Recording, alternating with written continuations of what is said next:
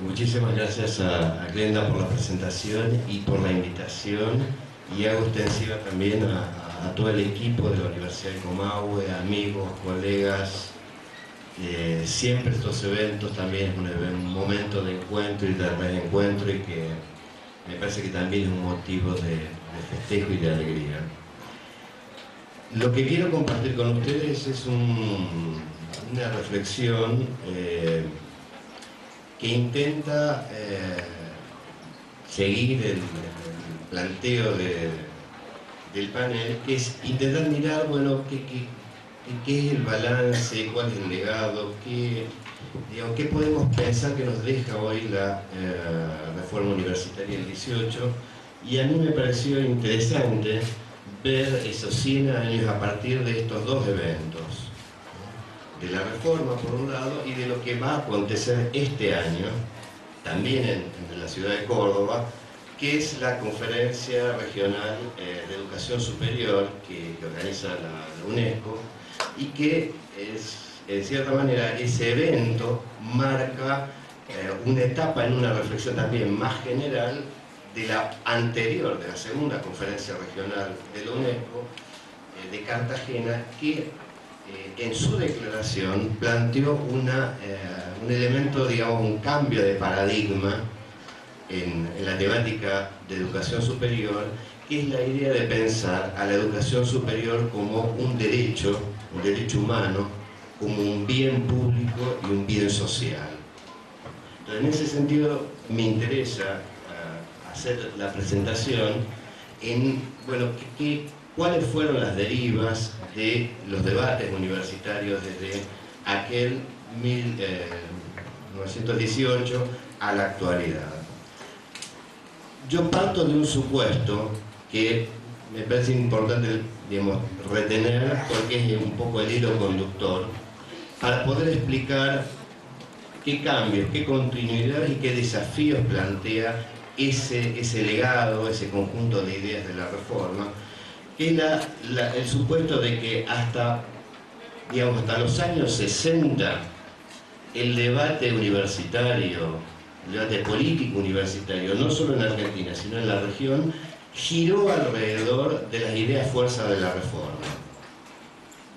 Y que a partir de los años 70, 80, hay un cambio de paradigma, ¿no? Un cambio de paradigma que tiene que ver precisamente con la presencia de nuevos actores en la escena regional y mundial, que son los organismos internacionales, entre ellos la UNESCO. Entonces, ya el debate no es solo de política universitaria, sino de políticas de educación superior. Entonces, el supuesto es precisamente una discontinuidad o una declinación en esos discursos y la emergencia de nuevos actores. Ahora vamos a explicarlo. En ese sentido, la segunda cuestión que va a ser planteada hacia el final de la exposición es precisamente, después de ese balance que intentaremos hacer, plantear hacia este escenario de junio de este año de la CRES la propuesta generada desde distintos ámbitos de la necesidad de hacer una nueva reforma universitaria o una segunda reforma universitaria.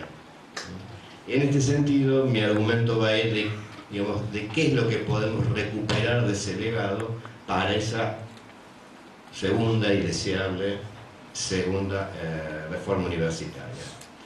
Entonces, un primer punto es tratar de pensar la reforma universitaria desde cuáles fueron las ideas fuerza que están en la base de este hecho, que, como bien señalaba Glenda, no solamente tiene una proyección nacional, sino básicamente latinoamericana, y que le da la identidad a nuestras instituciones desde 1918 hasta ahora.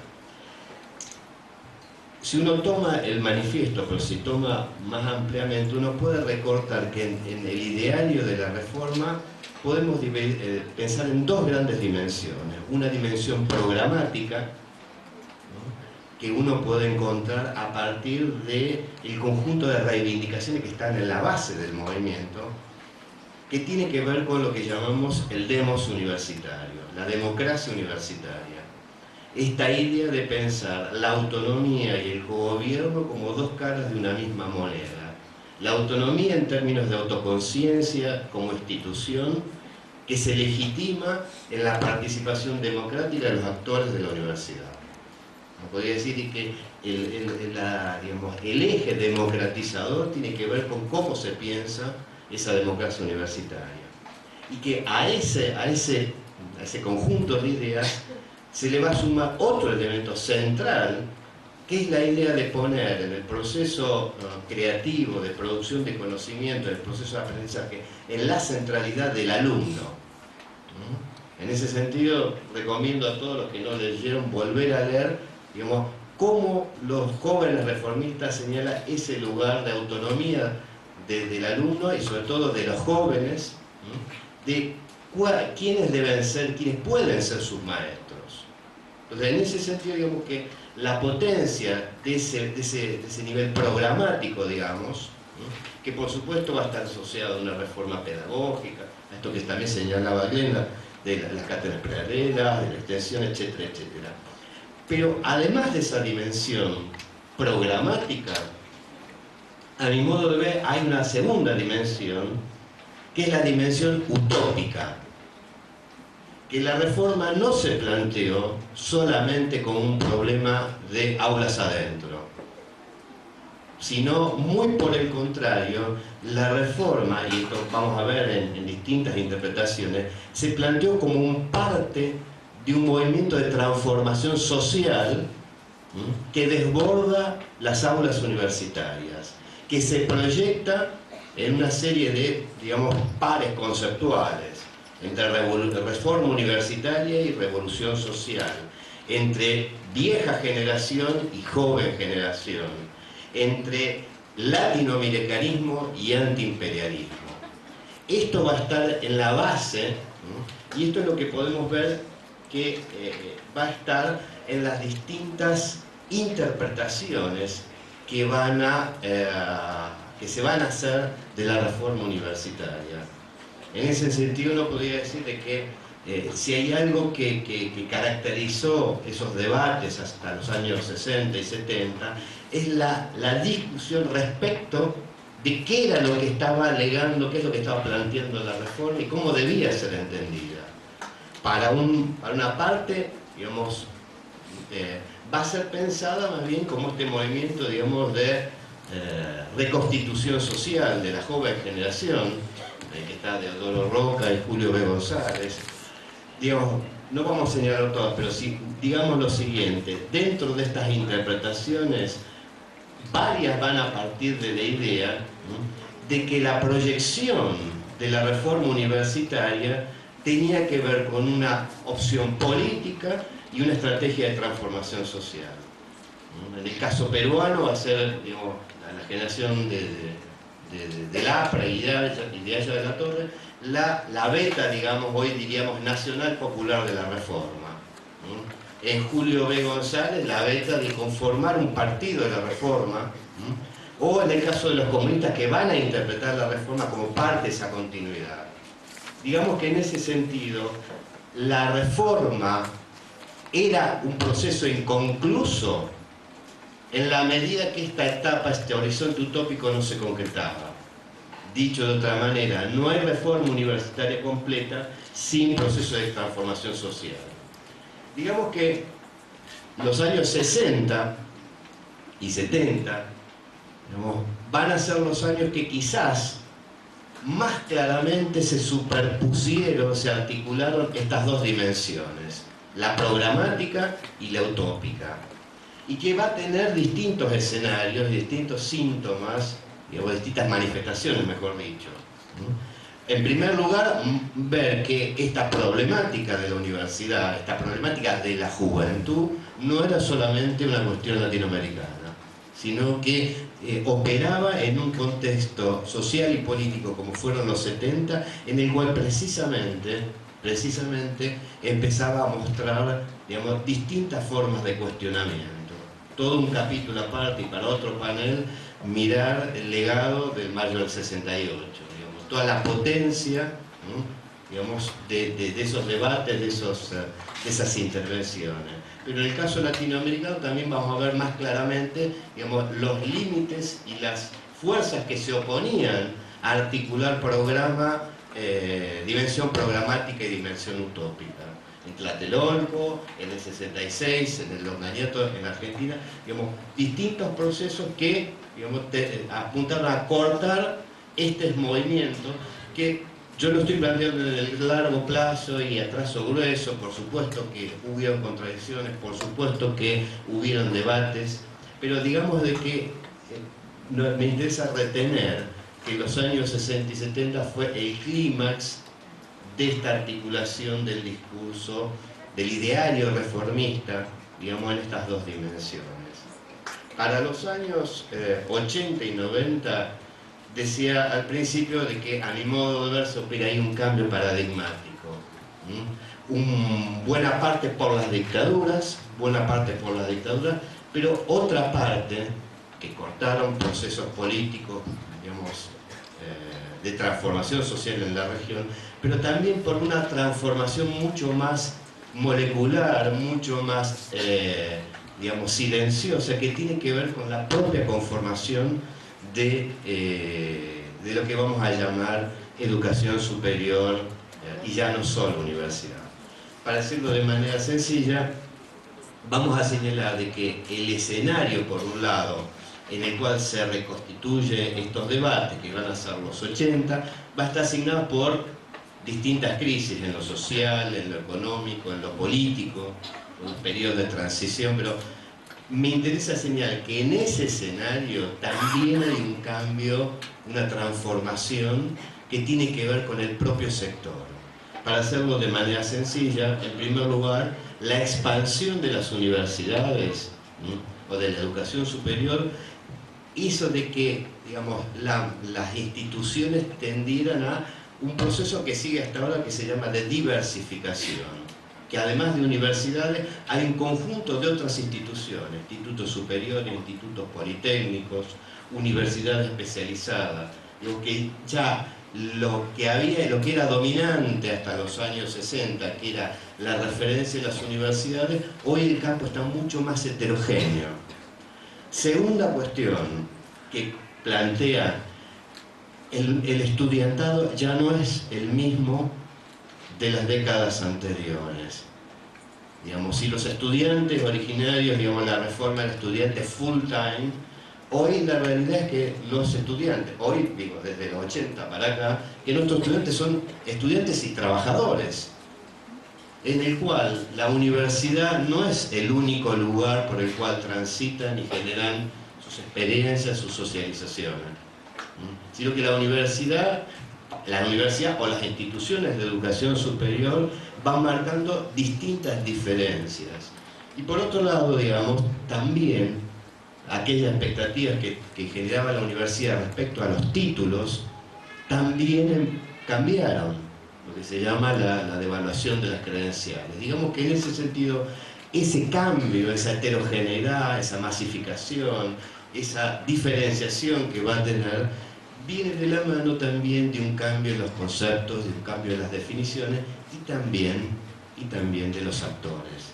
A diferencia de los años anteriores, en que el actor principal, digamos, era el movimiento estudiantil, uno podría decir que de los 80 para acá se incorporan nuevos actores a la discusión universitaria. O sea, los tradicionales actores, docentes, graduados y estudiantes, se van a sumar, además, digamos, un proceso también de profesionalización de los docentes, digamos, de generación de los profesores que, digamos, tienen dedicación full time y viven de y para la universidad. Son los años, digamos, de expansión también del sistema científico. Entonces, lo que encontramos es que es un campo en el cual ya no son los actores tradicionales, sino nuevos actores, y en el plano regional, la educación superior y la universidad pasa a ser un tema central de agenda, como no era en las décadas anteriores. Ahora es una preocupación de UNESCO, una preocupación del Banco Mundial, una preocupación del BID, ahora también una preocupación de la OCDE. Digamos de que la educación superior de la universidad pasa a tener un lugar en la agenda, okay, que antes no tenía. En ese sentido, digamos que el escenario, y por eso es lo que quiero señalar dos cositas, que en cierta manera este cambio paradigmático está en la base también de la agenda de reformas de la educación superior que se va a dar en la década del 90. Seguramente la mayoría de ustedes ya saben, pero yo lo que quiero señalar, no vamos a hacer un detalle, pero sí señalar dos o tres cuestiones centrales de esas reformas. Esas reformas en la región cambiaron estructuralmente el patrón de relación de las universidades y las instituciones de educación superior con el Estado. Cambiaron sustantivamente, ¿en qué sentido? En que cambiaron las dinámicas de funcionamiento, de cómo se vinculaba el Estado con las instituciones y las dinámicas de funcionamiento al interior de las comunidades científico-académicas.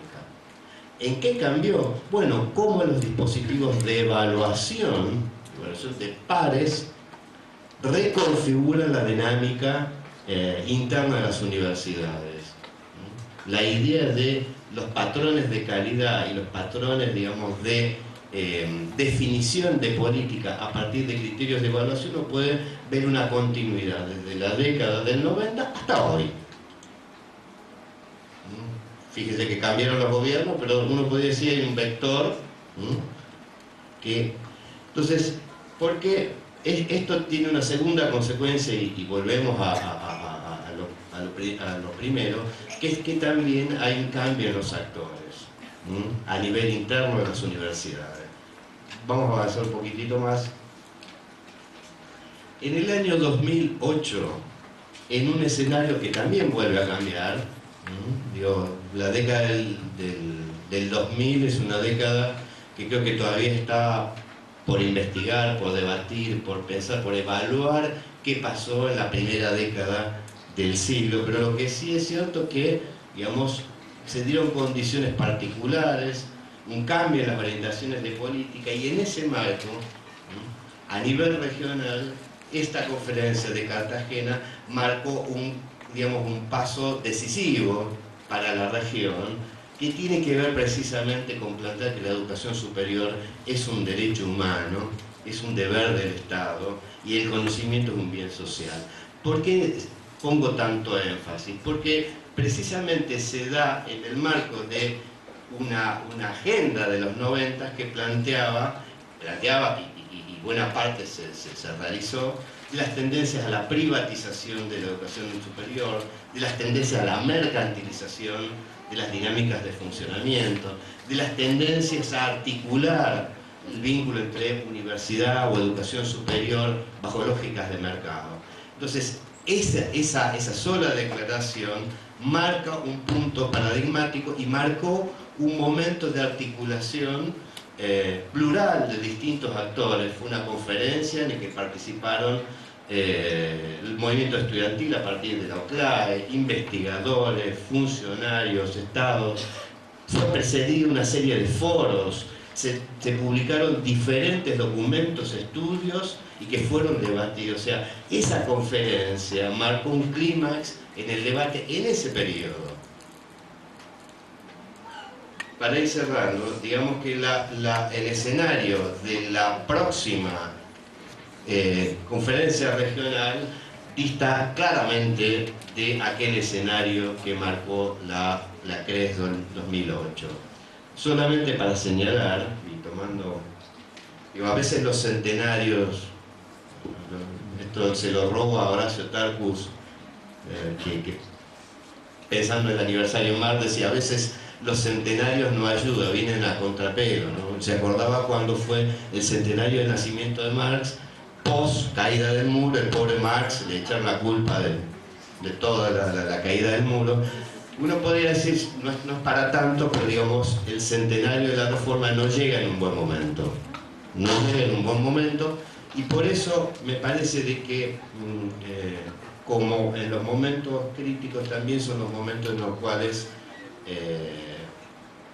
potencian las energías para reflexionar, para pensar, para, como decía Gramsci, el optimismo de la voluntad.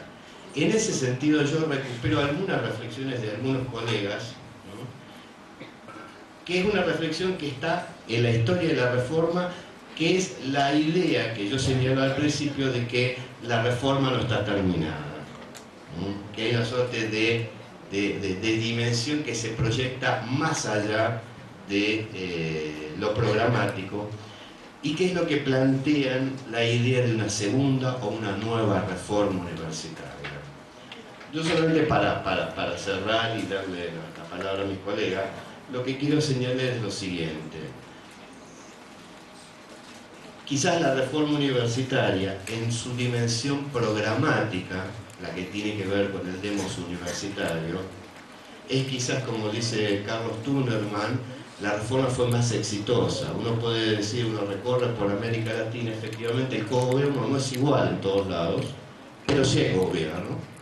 La autonomía, bueno, algunos tienen más, otros tienen menos, pero digamos como que está instalada como preocupación, y en cierta manera esa programática fue, entre comillas, más exitosa que esta dimensión utópica.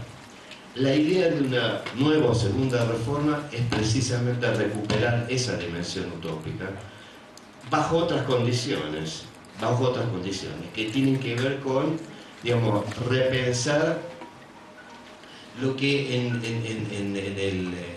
los reformistas del 18 aparecía, digamos, como esa nueva América o la patria grande. En ese sentido uno podría decir de que repensar los problemas del desarrollo, viejo tema de la región, ahora pensado en una clave, digamos, asociada a la centralidad que tiene el conocimiento, a la centralidad que tiene la ciencia y el conocimiento científico, para poder resolver problemas, para generar economías productivas e inclusivas. En este sentido me parece que, digamos, es parte de recuperar esta cuestión. Pero para poder avanzar en eso, y en línea con la propuesta de la CRES 2008 de Cartagena, es necesario democratizar el conocimiento. En ese sentido me parece que la próxima conferencia no solamente tendría que reafirmar la perspectiva de derecho de la educación, sino la perspectiva de la democracia en la distribución del conocimiento. Porque puede haber acceso, pero puede no haber distribución de conocimiento. Entonces, en ese sentido, digamos, levantar la bandera de la democratización del conocimiento es pensarnos en esta línea, digamos, de esta visión transformadora social. Y por último, dentro de esa programática de segunda reforma, creo que hay que también pensar, ¿no?, en la idea de distintas formas de ser universidad. Dicho de manera más sencilla, digamos, en un campo en el cual las instituciones se han diferenciado, han tomado distintos tipos de respuestas frente a las demandas, es necesario pensar o repensar la propia idea de la educación superior como un conjunto de distintas formas de ser institucional que contemplen distintas demandas en el marco más armónico de estos procesos de cambio y transformación. Quizás, si es un buen debate, si es un debate plural, que parecería que no viene de esa mano, esta CRES, seguramente puede ser el mejor homenaje a los reformistas del 18 y levantar esa tradición, algo tan nuestro y tan querido. Muchísimas gracias.